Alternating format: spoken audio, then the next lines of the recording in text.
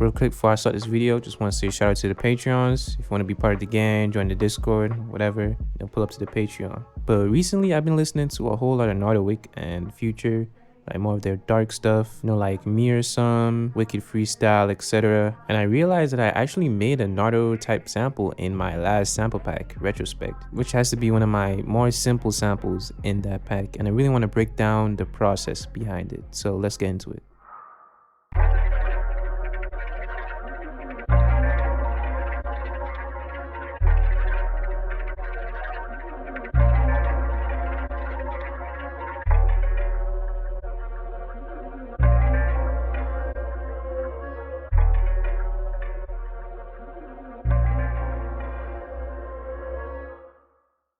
Now the first thing I have here is a guitar loop. Use my acoustic nylon guitar for this.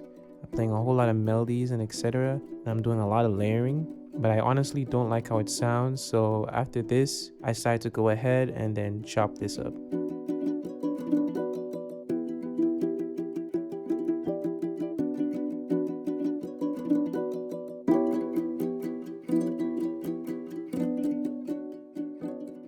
Now afterwards, I decided to go into Fruity Slicer and re-chop it to get that certain choppy effect, and I decided to pitch it down and add some compression and format shifting. Now coming up next I have is actually some air candies. I just wanted to have this playing in the back to provide a bit more substance to the sample. So I added a whole bunch of delay and some reverb, etc.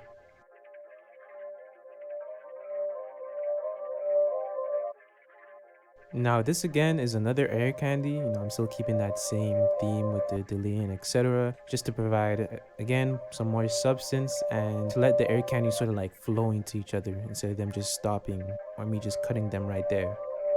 And this is the final air candy that I have playing here. I sort of wanted a run to like go up towards the last few seconds of the bar to act as a transition and to just fill up those pockets in the sample. Now next up, I sort of have like this harp thing playing from east west to sort of fill up that frequency slash space in the sample. I just wanted something to take up that high end frequency, and I added a whole bunch of effects to make it sound a bit old. So next what I have is this tremolo violin from the factory contact library actually, and I just had this in the background to sort of keep on with that same dark vibe and to add, you know, a bit more substance to the sample to make the sample sound a bit full.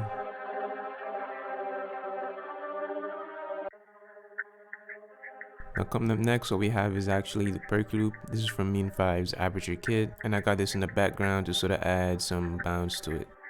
Alright, now next what I have is the bass going on. I don't want to do anything too crazy, and this bass is actually from Violin Phrase Aperture Kit, the technical bass, and I just have it playing in the back to fill up the low end. And finally, I have some violin phrases that I got from this Violin Phrase bank. Forgot the name, it's on screen, but I have these again playing in the back to add some air candy. I make the sample a bit more full.